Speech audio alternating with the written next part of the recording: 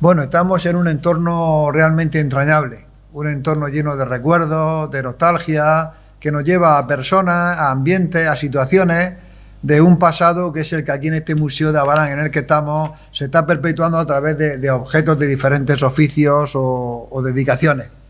Hoy tenemos aquí a don Jesús Gómez Montiel con nosotros. No vamos a hablar hoy de magisterio, que es una actividad a la que él se ha dedicado con una vocación extraordinaria toda su vida. Vamos a hablar de carpintería, no porque él haya sido carpintero en sus tiempos jóvenes, sino porque tenía a un tío que era una persona, sí, como carpintero, una persona realmente destacada, como hombre también una personalidad muy especial. Y vamos a hablar aquí en este museo, rodeado de todas esas objetos de carpintería que generosamente donó la familia Jesús para que aquí en Abarán se luciera y se supiera cómo se hacía la carpintería en su tiempo. Vamos a hablar de la figura de Joaquinín de la Vejez. Joaquinín de la Vejez era un personaje a los que lo conocimos realmente entrañable. Era un hombre tranquilo, la tranquilidad, hablaremos de él un poco su norma de vida. Jesús, primero muchas gracias, buenos días y gracias por haber contestado a nuestra invitación de rememorar la figura de Joaquín, porque si no las cosas se pierden. Yo en un libro que hice pues dediqué un capítulo mío a Joaquín de la Vejez, que una persona que tiene muy relevante, pero si no es por estas cosas, pues esto se queda grabado, las cosas se pierden. Y por lo menos que las jóvenes generaciones sepan que ahí muy cerca de la iglesia hubo una carpintería donde se vivieron anécdotas muy curiosas. Jesús, ¿cómo recuerdas tú, digamos, a tu tío Joaquinín de la Vejez? Hombre, yo a mi tío lo recuerdo de una manera entrañable, porque él era entrañable. Él era un poco bohemio, tenía una vida un poco bohemia, y lo material le preocupaba poco. Lo material le preocupaba poco. Él era muy religioso, sí, de siempre lo fue, y él, pues lo que le preocupaba era su arte. Para él era su arte. O sea que su trabajo era su oficio, tendría que ser, digo, lo que le hubiera dado para vivir muy bien, que podía haber vivido muy bien porque trabajo no le faltaba, pero es que le llegaban los trabajos y allí dormía en el sueño eterno a veces. Mi hermana se casó, mi hermana mayor, y le encargó un dormitorio. Aún está esperando acostar a sus hijos en el dormitorio. Se casó en 1960 o por ahí. Quiere decirse que había que esperarlo. Estaba en un trabajo, pues lo dejaba el hombre porque llegaba una mujer y le decía, me acuerdo este detalle que estaba yo allí, Joaquinín, que se me han roto las gafas, y se le habían partido las gafas por aquí. Allá que abandonaba Joaquín todo su trabajo, cogió una ficha de un dominó que era de marfil y con un soplete que tenía allí se ideó él la forma de cómo pegar aquello. Y entonces empezó a soltar con el soplete y el marfil se iba como diluyendo, iba cayendo gota a gota en donde tenía la quebradura de las gafas. Y al cabo de un rato aquello, allí solidificó, le pasó una lija y toma tu gafa. Allí perdió media hora. Joaquinín, ¿qué te debo? No va a deber nada, eso no. Es decir, eso era Joaquinín. Una mujer, mira Joaquinín, que estas tijeras no me cortan, trae. Se iba allá a la máquina, ahí está la máquina, le ponía la piedra en medir, cogía las tijeras, y así era Joaquinín. O sea que los trabajos a veces los dejaba por eso, pero por lo demás, pues una buena persona, todo el mundo se llevaba bien con él, aunque los trabajos no se los hiciera, pero luego lo perdonaba, porque no es otra cosa. Joaquín era un hombre, además, Jesús, de bastante formación. Digo formación, de un hombre muy leído y un hombre que... Joaquinín, en el Colegio San Pablo, donde yo ejercí muchos años, buscando allí, en documentos antiguos, encontré uno de Joaquinín. A los 12 años, expresan allí, Joaquín Montiel Carrillo, ya abandona la escuela para pasar con su padre a la carpintería. Y es que, claro, la carpintería no le viene a mi familia así de que empezó Joaquinín, no. Antes ya, pues te voy a explicar y lo vas a comprender tú mejor que otro. Esto viene de los gremios en la Edad Media. Los gremios medievales. Pero además que sí, hubo una familia en Cieza, José Montiel y Alfonso Agarro. La Alfonso Agarro probablemente fuera familia de don Julián, porque venían procedencia de Ojos. Entonces son de don Julián. Ellos venían de Ojos, sí. Justamente. Bueno, pues esos son los antecedentes que yo tengo de mi abuelo, del padre de Joaquín. Se llamaba José Montiel. Ese tuvo varios hijos e hijas. Y de esos varios hijos e hijas aparecieron un montón y todos vinieron a Barán, muchos de ellos, y son carpinteros. Entonces, todos los Montieles que vinieron de esos claro. Barán, Adrián de la Ciriaca, Enrique, la familia de Enrique, Cecilio. Todas Cecilio Montiel. El otro Cecilio, el que era abuelo de la cantante y de Federico García Montiel. Sí. Ese era primo hermano de mi abuelo. Otros que, aunque llevaban eso, abandonaron la carpintería, pero todos esos eran carpinteros. Pero es que mi abuelo tenía un hermano que era el Chiqué, pero el padre del Chiqué gordo, el padre del chofer, que era carpintero, tenía la carpintería en la era donde luego hizo Carmelo Morte y estuvo allí el Banco Santander. Y una hermana se casó con un carpintero que se fueron a vivir al Guaza, que allí tenían. O sea que eran todos carpinteros. Pero te digo que en esta familia pues se ve que procedían de aquello gremio. Entonces mi abuelo era el carpintero. Esta máquina que veis aquí la compró mi abuelo en 1903. O sea que luego la tocó mi tío, ¿me entiendes? Pero mi tío pasó a la carpintería con su padre, porque era como el destino que tenía, era un hijo varón, su padre era carpintero, pues te continuaba la rama de la carpintería. Y otro, porque murió joven, muy jovencito, otro se llama José, mayor que mi tío. Si no, pues se hubiera dedicado también a la carpintería. Él manejaba sobre todo el torno con una especial... Él era un artista, en todo. Porque yo le he visto allí hacer cosas con la uvia, labrar madera, formones de todas clases, la uvia, estiletes, en fin, y manejaba la madera como quería. Pero sobre todo el torno era su delicia. Sí. Él se ponía en el torno a la hora que fuera.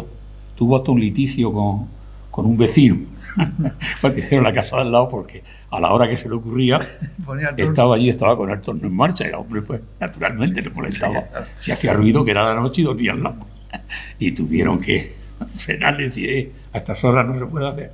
Pero, y en el torno era, y las muestras que he traído ahí en la foto, y yo tengo en mi casa ahora mismo, que me dio mi primo hace unos días, pues tengo allí un velón, de aquellos que usaba Don Quijote tal, montado con todas sus luces, con todas sus cosas, unas cosas hechas a mano y otras hechas en el torno. Tengo allí una capuchina, ¿te acuerdas lo que eran las capuchinas? Tal? Esa con él, y de copas, tengo copas de todos los tamaños que me pidas. Hasta tan pequeñas que no las puedo yo coger con los dedos. Las tengo en mi casa, o sea que no, que no es que me lo invento. Y eso era su delicia. Sí. Eso, pasarse en el torno horas y horas, era su delicia. Es donde más a gusto estaba.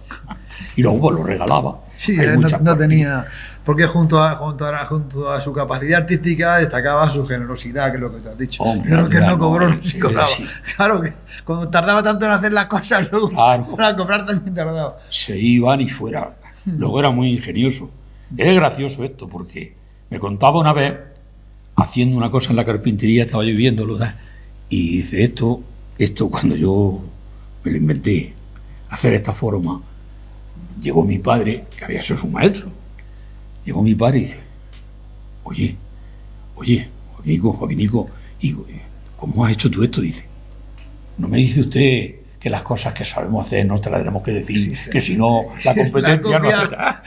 O sea que a su propio padre le dice, no me dice usted que cuidemos las cosas que nosotros ideamos para que no nos vengan a hacerlas. O sea que él era también muy... Yo he visto a Benjamín Caballero, he visto a maestros de aquí de tal, que trabajaban con el metal, acercarse a yo, Joaquín, oye Joaquín, ¿cómo piensas tú que se podía hacer tal pieza, tal cosa? Ellos para hacerlo con metal, en sus tornos y en sus cosas. Y Joaquín le daba al caletre y, oye, pues sí que es verdad, sí que tal, y irse de allí satisfecho de las instrucciones o de las ideas que le había facilitado Joaquín. O sea que Joaquín era muy ingenioso y muy preparado. Sí. Joaquín tenía una caligrafía perfecta. O sea que de la escuela no continuó con don Jesús García Candel por esa razón que te digo. En aquellos tiempos no se pensaba ni estudiar ni más menos en familias de estas de oficio. Y estaba también, no solamente físicamente, sino también de forma espiritual muy ligado a la iglesia. Él era un recurso siempre, cuando había un problema en la iglesia, cuando Joaquín, ¿ves?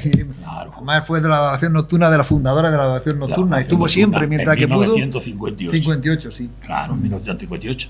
Yo tengo el libro de la adoración nocturna de 1958, facilitado por él. Y muchas de las cosas, bueno, muchas, algunas de las cosas que hay ahí en el altar en la iglesia además son suyas. Alguna consola de las que hay ahí a la izquierda, que él las hacía también. La iglesia sin ningún interés, o sea, sin ningún interés. Él era muy desinteresado. Sí, eso es verdad. Y si antes chocaba esa forma de trabajar, hoy que vamos todos a prisa, pues hoy lo sería. Si antes ya era una persona un poco extraña, entre comillas, en su tiempo, en los años 70, 80, donde la vida iba más lenta, hoy con la vida tan rápida, Joaquín de la Vejez. No, hoy también pasa que la técnica y claro. Ten en cuenta que todo esto viene de tradición y esto se hacía todo manualmente, no había electricidad siquiera. Entonces, cuando pudieron tener máquinas de estas de aserrar, fíjate qué alivio. Esta máquina tiene unas piezas que la he hecho de aquí de menos, que yo sí las entregué cuando el museo, pero aquí no aparecen. No quiero pensar ni quiero acusar. Creo que sé dónde pueden estar, pero no quiero decirlo. Había unas piezas metálicas que se acoplaban aquí a esa máquina para hacer unas molduras simplemente con pasar el madero por ahí. O sea que esa máquina hacía virguería. Esa máquina hacía virguería. Y es de 1903. Se ve que ya había luz de los Sagrados Corazones, donde quiera que fuera, se ve que ya había corriente eléctrica y podían funcionar. Se la compró mi abuelo y yo la factura en 1903. Y lleva una vida muy austera. Yo recuerdo, como dato que él iba con sandalias, que tiene en pleno invierno.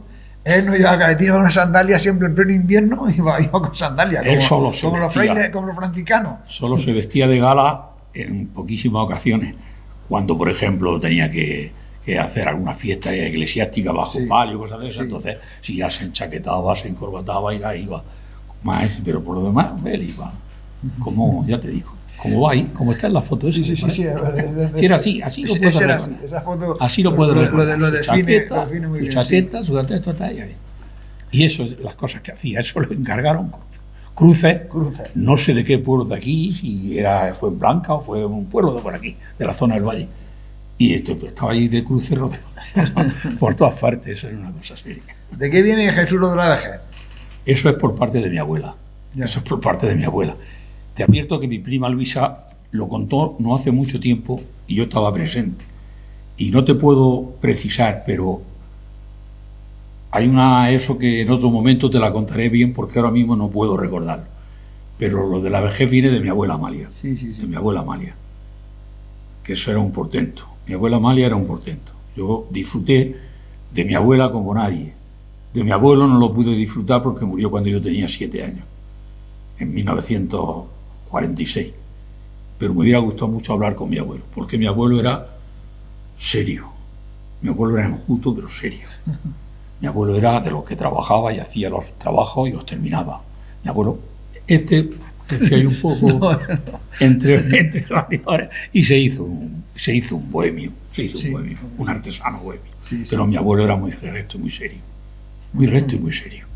Y aquel hombre vi yo en la cámara última, como decimos en Navarra, la última eso de la casa, tenía allí mi abuelo hecho una calabaza, de la cáscara de una calabaza, había hecho, sería para alguna de sus hijas, como una carroza de esas de Cenicienta. Qué detalle y qué cosas tan bonitas. Lástima que aquello se hundió, yo no he podido salvar de allí un montón de cosas. A mí me entusiasmaba subir allí. Claro, mi abuelo allí tenía, entre eso también tenía otras cosas más lóbregas, como eran titulares de letras mayúsculas para poner en los ataúdes, porque entonces los ataúdes los tenían que fabricar. Entonces se moría alguien y el que podía iba a encargar que le hicieran un ataúd. Entonces, allí se lo formaban en la carpintería y le ponían las letras, las iniciales de nombre y apellido, y tenía allí bueno, allí recuerdo yo montones de cosas que me hacían las delicias. Pero aquello pues se perdió, es que se hundió la casa, aparte de la casa. ¿Ellos sí metieron la carpintería en el mismo sitio? Yo siempre la conocí ahí. Hombre, es que mi abuelo, que era muy aplicado, compró la casa a un familiar de mi abuela. Y entonces se unió. La parte de delante era de mi abuela. La que da Domingo Gómez. La que daba Domingo Gómez era de mi abuela. La que daba la calle Iglesia, eso era también de un familiar de mi abuela, pero a ese familiar se lo compró su marido. Estos se casaron en 1900. Claro, mi abuela había nacido en 1872. Y mi abuela, sí, mi abuela vivió mucho hasta 1963. Tenía 91 años y iba a cumplir. Y yo con ella, bueno, aquello era un prodigio. Aquello apenas sabía leer y escribir y firmar, pero tenía de cabeza no ver. A mí me decía, dice, fíjate en aquella fecha, ¿para qué pondrán leones a las puertas del Congreso si para robar a España están los ladrones dentro? ¿Sabes? Pero otras cosas que decía, nadie descubra su pecho por dar alivio a su pena, que quien su pecho descubre, por su boca se condena. O sea, échale tú. De toda esta gente, Jesús, para terminar, Hombre, pues ¿qué lección podemos sacar en estos tiempos tan tecnificados de toda aquella gente, Joaquín de la Vejez, de toda aquella gente que nos ha antecedido? ¿Qué lección podemos sacar para esta juventud de hoy con la que tú... Yo quisiera escucharlo. Tengo de mis antepasados de muchos, porque me he introducido un poco en eso. Y llego, por alguna rama, llego hasta 1600. Pero no los he oído hablar. No sé. ¿Cuántos seres, cuántas personas que nos vamos de este mundo? Nosotros también nos iremos y hay que dar eso. De algunos que han sido famosos por escritores, por pintores, por lo que sea, se habla de ellos. Tampoco muchas veces sabemos lo que ellos dijeron. Pero a mí me hubiera gustado oírlo. A mi abuelo me hubiera gustado oírlo. A este abuelo, padre de este. Y no lo oí, porque además estaba muy enfermo. Cuando yo ya podía entender algo, él estaba con unos dolores inmensos, porque murió de cáncer de hígado y entonces no había manera. Fue a Madrid en alguna ocasión, no tenía remedio. Y se murió pues con 72 años, no es que fuese un niño, pero en aquella época pasó muchos años muy mal.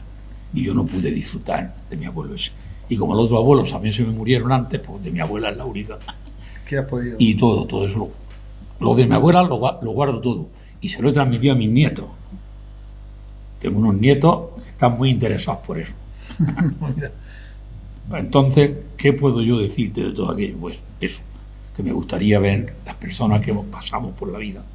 Y como decía Humberto Tenedor, alma que pasa, sombra que se aleja, ave tímida y muda que no deja ni el rastro de sus alas en el viento. Decía en Humberto Tenedor. Sí, ¿tú lo llegaste a conocer? Yo, por desgracia, no he investigado mucho sobre él y he escrito sobre él y he hablado sobre él, pero no llegué a conocerlo, murió antes de que naciera. Sí, yo sí lo conocí, vamos, era mayor que yo, pero lo conocí y lo visitábamos en su casa cuando ya estaba postrado, tuberculoso y demás. Y era...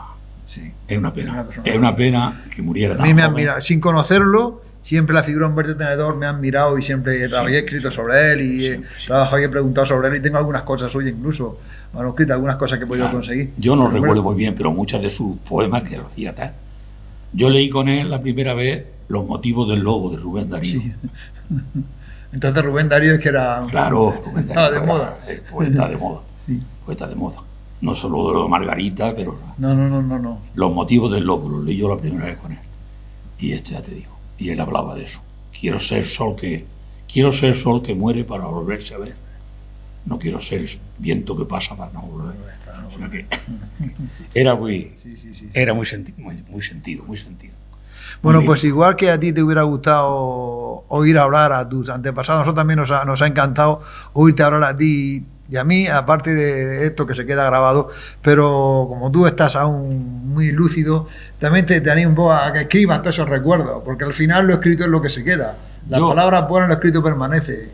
Yo lo escribo, se lo transmito. Porque tienes Joaquín de la Vejez, tienes tu padre, tienes mucha gente a tu alrededor que ha merecido la pena dejar constancia de lo que hicieron. Se lo transmito a mis nietos, te digo, y hasta en grabaciones, porque tengo un nieto que ha grabado conmigo, me sorprendió, pues luego le dije, esto no se hace, esto hay que saberlo. Dice, pero como tú eres mi abuelo y esto es para nosotros, y me sorprendió con 50 o 60 grabaciones que tiene de conversaciones conmigo. Y las tengo en el ordenador. Muy bien. ¿Entiendes lo que es? Un nieto mío que es médico, está en Madrid, en Ramón y Cajal, va a venir el sábado. Y los otros también, pero este es el que más se interesa por estas cosas. Bueno, pues eso es bueno, que tenga alguien que lo vaya continuando. Y sí, y él me pide que se lo escriba, que se lo ponga, y él mismo va tomando nota. O sea que estos conocimientos que me han transmitido vía abuela, vía tal, lo está transmitiendo. Bueno, ojalá todo el mundo haga lo mismo. Jesús, muchísimas gracias por este recuerdo a tu familia, Joaquín de la Vejez, y tanta gente que nos dejó tantas enseñanzas que hoy a lo mejor deberían ser más vigentes que nunca en esta sociedad en la que estamos. Muy bien. Y lo que lamento, ya te digo, que esto no esté más enriquecido, porque mira, la carpintería de mi tío era una cosa inmensa. Era un museo de la carpintería. Han desaparecido montones de cosas. Estuvo ahí unos cuantos años que nadie controlaba ahí. Y eso.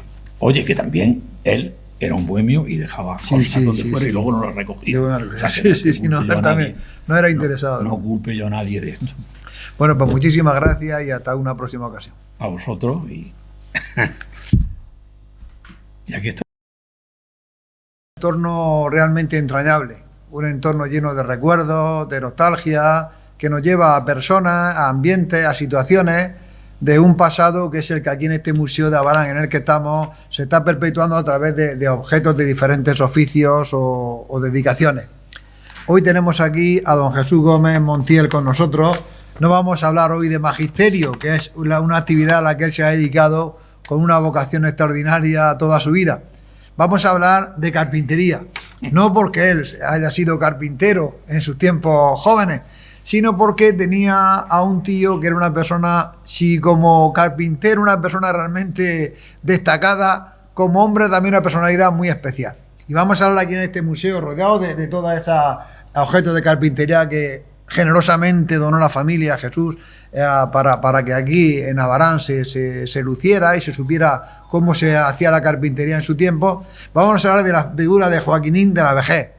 Joaquín de la Vejez era un personaje a los que lo conocimos realmente entrañable. Era un hombre tranquilo, la tranquilidad, hablaremos de él un poco su norma de vida.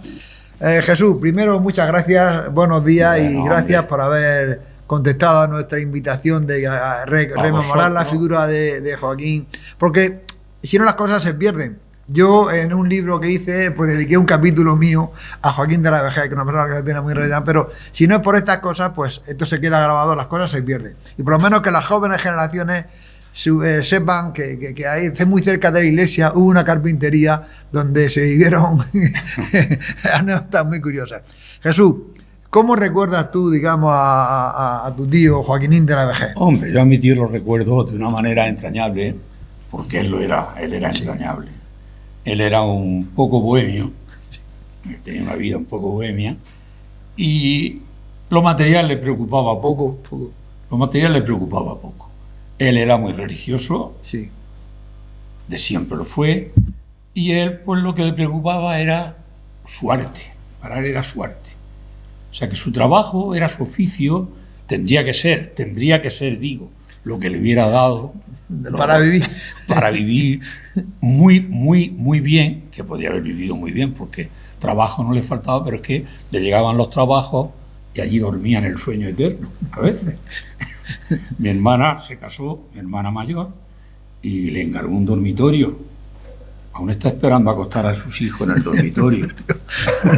Se casó en 1960 o por ahí. Quiere decirse que había que esperarlo. Estaba en un trabajo, pues lo dejaba el hombre porque llegaba una mujer y le decía, me acuerdo este detalle que estaba yo allí, Joaquinín, que se me han roto las gafas, y se le habían partido las gafas por aquí. Allá que abandonaba Joaquín todo su trabajo, cogió una ficha de un dominó que era de marfil y con un soplete que tenía allí se ideó él la forma de cómo pegar aquello. Y entonces empezó a soltar con el soplete y el marfil se iba como diluyendo, iba cayendo gota a gota en donde tenía la quebradura de las gafas.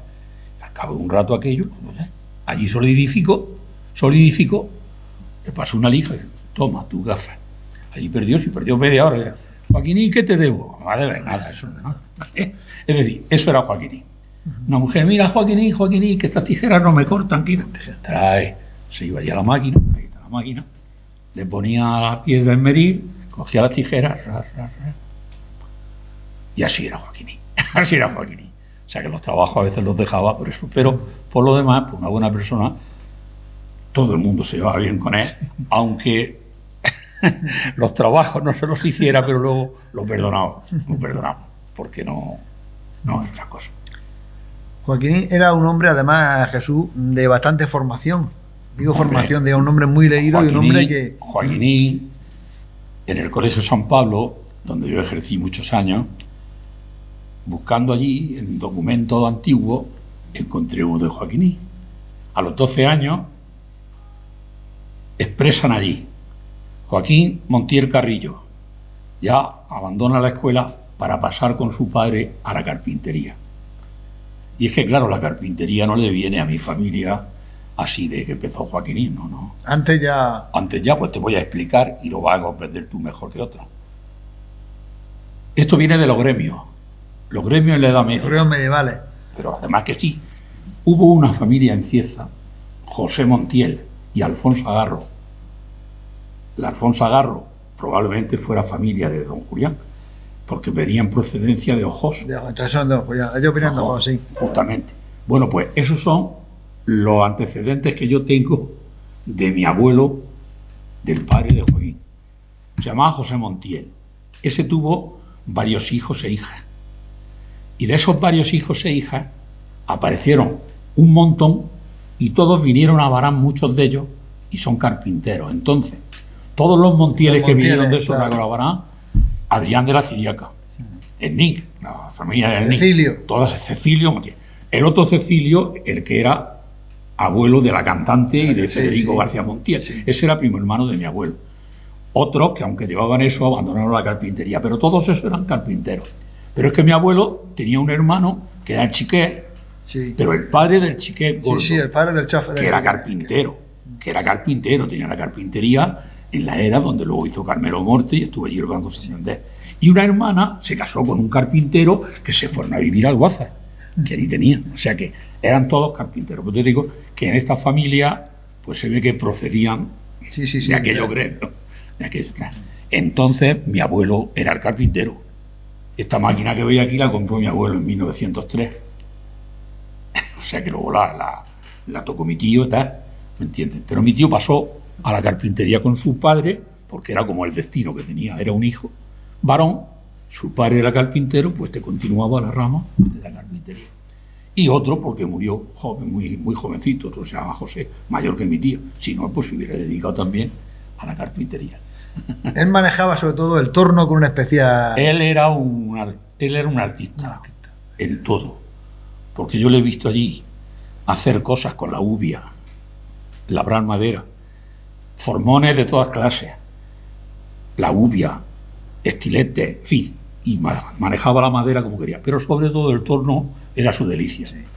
Él se ponía en el torno a la hora que fuera, tuvo hasta un litigio con un vecino, porque hicieron la casa del lado, porque a la hora que se le ocurría, estaba allí, estaba con el torno en marcha, y el hombre pues naturalmente le molestaba, si hacía ruido que era la noche y dormía al lado, y tuvieron que frenarle y decir, a estas horas no se puede hacer, pero y en el torno era ahí, las muestras que he traído ahí en la foto, y yo tengo en mi casa ahora mismo, que me dio mi primo hace unos días, pues tengo allí un velón, de aquellos que usaba Don Quijote tal, montado con todas sus luces, con todas sus cosas, unas cosas hechas a mano y otras hechas en el torno. Tengo allí una capuchina, ¿te acuerdas lo que eran las capuchinas? Sí. Tal? Esa con él, y de copas, tengo copas de todos los tamaños que me pidas. Hasta tan pequeñas que no las puedo yo coger con los dedos. Las tengo en mi casa, o sea que no, que no es que me lo invento. Y eso era su delicia. Sí. Eso, pasarse en el torno horas y horas, era su delicia. Es donde más a gusto estaba. Y luego pues, lo regalaba. Sí, no tenía... Porque junto a su capacidad artística destacaba su generosidad, que es lo que te has dicho. Hombre, creo que no cobró, sí, cobraba. Sí. Claro que cuando tardaba tanto en hacer las cosas, luego para cobrar también tardaba. Se iban y fuera. Luego era muy ingenioso. Es gracioso esto, porque me contaba una vez, haciendo una cosa en la carpintería, estaba yo viéndolo, y dice, esto cuando yo me lo inventé, hacer esta forma, llegó mi padre, que había sido su maestro, llegó mi padre y dice, oye, Joaquinico, y ¿cómo has hecho tú esto? Dice, no me dice usted que las cosas que sabemos hacer no te las tenemos que decir, que si no la competencia no será. O sea que a su propio padre le dice, no me dice usted que cuidemos las cosas que nosotros ideamos para que no nos vengan a hacerlas. O sea que él era también muy... Yo he visto a Benjamín Caballero, he visto a maestros de aquí de tal, que trabajaban con el metal, acercarse a yo, Joaquín, oye Joaquín, ¿cómo piensas tú que se podría hacer tal pieza, tal cosa? Ellos para hacerlo con metal, en sus tornos y en sus cosas. Y Joaquín le daba al caletre y, oye, pues sí que es verdad, sí que es verdad, y irse de allí satisfecho de las instrucciones o de las ideas que le había facilitado Joaquín. O sea que Joaquín era muy ingenioso y muy preparado. Sí. Joaquín tenía una caligrafía perfecta, perfecta. O sea que de la escuela no continuó con don Jesús García Candel por esa razón que te digo. En aquellos tiempos claro, no se pensaba ni estudiar ni más, menos en familias de estas de oficio. Y estaba también, no solamente físicamente, sino también de la forma espiritual muy ligado a la iglesia. Él era un recurso siempre cuando había un problema en la iglesia, cuando Joaquín, ¿ves? Claro. Además fue de la adoración nocturna, de la fundadora de la adoración nocturna, y estuvo siempre mientras que pudo. 1958. 58, sí. Claro, en 1958. Yo tengo el libro de la adoración nocturna de 1958, facilitado por él. Y muchas de las cosas, bueno, muchas, algunas de las cosas que hay ahí en el altar en la iglesia además son suyas. Alguna consola de las que hay ahí a la izquierda, que él las hacía también. La iglesia sin ningún interés, o sea, sin ningún interés. Él era muy desinteresado. Sí, eso es verdad. Y si antes chocaba esa forma de trabajar, hoy que vamos todos a toda prisa, pues hoy lo que sería. Si antes era una persona un poco extraña, entre comillas, en su tiempo, en los años 70, 80, donde la vida iba más lenta, hoy con la vida tan rápida, no, hoy también pasa que la técnica y claro. Ten en cuenta que todo esto viene de tradición y esto se hacía todo manualmente, no había electricidad siquiera. Entonces, cuando pudieron tener máquinas de estas de aserrar, fíjate qué alivio. Esta máquina tiene unas piezas que las he hecho de aquí de menos, que yo sí las entregué cuando el museo, pero aquí no aparecen. No quiero pensar ni quiero acusar. Creo que sé dónde pueden estar, pero no quiero decirlo. Había unas piezas metálicas que se acoplaban aquí a esa máquina para hacer unas molduras simplemente con pasar el madero por ahí. O sea que esa máquina hacía virguería. Esa máquina hacía virguería. Y es de 1903. Se ve que ya había luz de los Sagrados Corazones, donde quiera que fuera, se ve que ya había corriente eléctrica y podían funcionar. Se la compró mi abuelo y yo la factura en 1903. Y lleva una vida muy austera. Yo recuerdo, como dato que él iba con sandalias que tiene en pleno invierno. Él no iba con una sandalia siempre en pleno invierno, iba con sandalias. Él solo se como los frailes, como los franciscanos. Solo se vestía de gala en poquísimas ocasiones. Cuando, por ejemplo, tenía que hacer alguna fiesta eclesiástica bajo palio, cosas de esas. Entonces, si ya se enchaquetaba, se encorbataba y ya iba más. Pero por lo demás, él iba como, ya te digo, como va ahí, como está en la foto. Sí. Si era así lo puedes recordar. Así lo puedes recordar. Lo define muy bien. Su chaqueta, su talla. Y eso, las cosas que hacía, eso lo encargaron. Cruces, no sé de qué pueblo de aquí, si fue en Blanca o fue un pueblo de por aquí, de la zona del valle. Y estaba ahí de cruces por todas partes, eso era una cosa seria. ¿De qué viene Jesús lo de la vejez? Eso es por parte de mi abuela. Te advierto que mi prima Luisa lo contó no hace mucho tiempo y yo estaba presente. Y no te puedo precisar, pero hay eso que en otro momento te la contaré bien porque ahora mismo no puedo recordarlo. Pero lo de la vejez viene de mi abuela Amalia. De mi abuela Amalia. Que eso era un portento. Mi abuela Amalia era un portento. Yo disfruté de mi abuela como nadie. De mi abuelo no lo pude disfrutar porque murió cuando yo tenía 7 años. En 1946. Pero me hubiera gustado mucho hablar con mi abuelo, porque mi abuelo era serio. Mi abuelo era enjuto, pero serio. Mi abuelo era de los que trabajaba y hacía los trabajos y los terminaba. Mi abuelo, que hay un poco entre radiones, y se hizo un bohemio, un artesano bohemio. Pero mi abuelo era muy recto y muy serio. Muy recto y muy serio. Y aquel hombre vi yo en la cámara última, como decimos en Abraham, la última eso de la casa, tenía allí mi abuelo hecho una calabaza, de la cáscara de una calabaza, había hecho, sería para alguna de sus hijas, como una carroza de esas de Cenicienta. Qué detalle y qué cosa tan bonita. Lástima que aquello se hundió. Yo no he podido salvar de allí un montón de cosas. Yo a mí me entusiasmaba subir allí.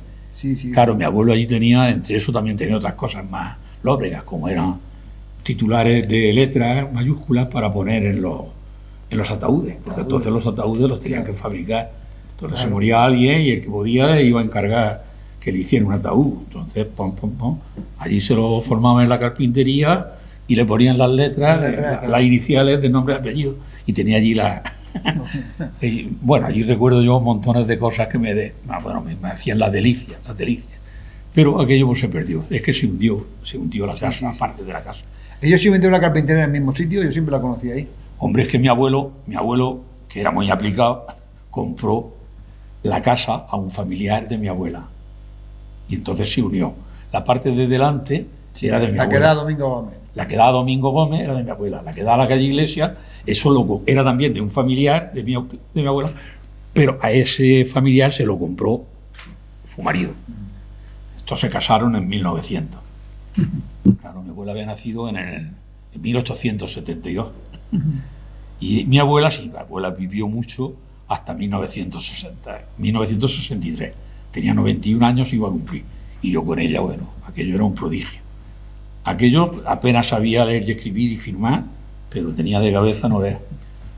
A mí me decía, dice, fíjate en aquella fecha, ¿para qué pondrán leones a las puertas del Congreso si para robar a España están los ladrones dentro?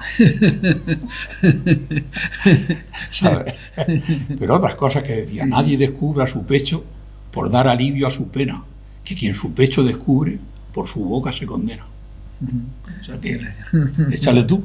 De toda esta gente, Jesús, para terminar, hombre, pues ¿qué lección podemos sacar en estos tiempos tan tecnificados de toda aquella gente, Joaquín de la Vejez, de toda aquella gente que nos ha antecedido? ¿Qué lección podemos sacar para esta juventud de hoy con la que tú... Yo quisiera escucharlo. Tengo de mis antepasados de muchos, porque me he introducido un poco en eso. Y por alguna programa llego hasta 1600. Pero no los he oído hablar. No sé. ¿Cuántos seres, cuántas personas que nos vamos de este mundo? Nosotros también nos iremos y hay que dar eso. De algunos que han sido famosos por escritores, por pintores, por lo que sea, se habla de ellos. Tampoco muchas veces sabemos lo que ellos dijeron. Pero a mí me hubiera gustado oírlo. A mi abuelo me hubiera gustado oírlo. A este abuelo, el padre de este. Y no lo oí, porque además estaba muy enfermo. Cuando yo ya podía entender algo, él estaba con unos dolores inmensos, porque murió de cáncer de hígado y entonces no había manera. Fue a Madrid en alguna ocasión, no tenía remedio. Y se murió pues con 72 años, no es que fuese un niño, pero en aquella época pasó muchos años muy mal. Y yo no pude disfrutar de mi abuelo ese. Y como los otros abuelos también se me murieron antes, pues de mi abuela es la única. ¿Qué has podido? Y todo eso. Lo de mi abuela lo guardo todo. Y se lo he transmitido a mis nietos. Tengo unos nietos que están muy interesados por eso. Entonces, ¿qué puedo yo decirte de todo aquello? Pues eso, que me gustaría ver las personas que pasamos por la vida. Y como decía Humberto Tenedor, alma que pasa, sombra que se aleja, ave tímida y muda que no deja ni el rastro de sus alas en el viento. Decía en Humberto Tenedor. ¿Tú lo llegaste a conocer? Yo, por desgracia, no he investigado mucho sobre él y he escrito sobre él y he hablado sobre él, pero no llegué a conocerlo, murió antes de que naciera. Sí, yo sí lo conocí, era mayor que yo, pero lo conocí y lo visitábamos en su casa cuando ya estaba postrado, tuberculoso y demás. Y ahí era... Sí. Es una pena que muriera tan joven. A mí me han mirado, sin conocerlo, siempre la figura de Humberto Tenedor me han mirado y siempre he escrito sobre él y he trabajado y he preguntado sobre él y tengo algunas cosas suyas incluso manuscritas, algunas cosas que he podido conseguir. Yo no recuerdo muy bien, pero muchas de sus poemas que lo hacía tal. Yo leí con él la primera vez Los motivos del lobo de Rubén Darío. Sí. Entonces Rubén Darío es que era... Claro, Rubén Darío de moda. El poeta de moda. Sí. Poeta de moda. No solo de lo de Margarita, pero... No. Los motivos del lobo, los leí yo la primera vez con él. Y ya te digo. Y él hablaba de eso. Quiero ser sol que muere para volverse a ver. No quiero ser viento que pasa para no volver. O sea que era muy sentido.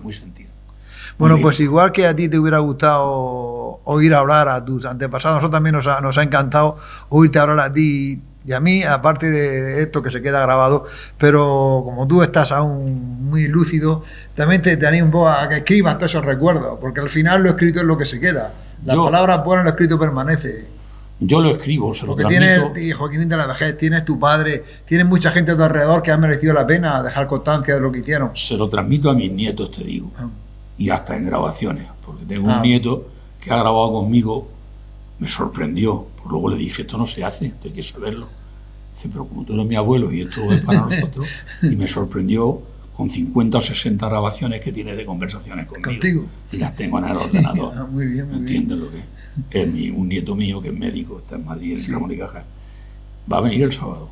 Y los otros también, pero este es el que más se interesa por estas cosas. Bueno, pues eso es bueno, que tenga alguien que no vaya continuando. Sí, y él me pide que se lo escriba, que se lo ponga, y él mismo va tomando nota. O sea que estos conocimientos que me han transmitido vía abuela, vía tal, lo está transmitiendo. Bueno, ojalá todo el mundo haga lo mismo. Jesús, muchísimas gracias por este recuerdo a tu familia, Joaquín de la Vejez, y tanta gente que nos dejó tantas enseñanzas que hoy a lo mejor deberían ser más vigentes que nunca en esta sociedad en la que estamos. Muy bien. Y lo que lamento, ya te digo, que esto no esté más enriquecido, porque la carpintería de mi tío era una cosa inmensa. Era un museo de la carpintería. Han desaparecido montones de cosas. Estuvo ahí unos cuantos años que nadie controlaba ahí. Y eso. Oye, que también él era un bohemio y dejaba cosas donde fuera y luego no las recogía. O sea, él también no era interesado. No culpe yo a nadie de esto. Bueno, pues muchísimas gracias y hasta una próxima ocasión. A vosotros y...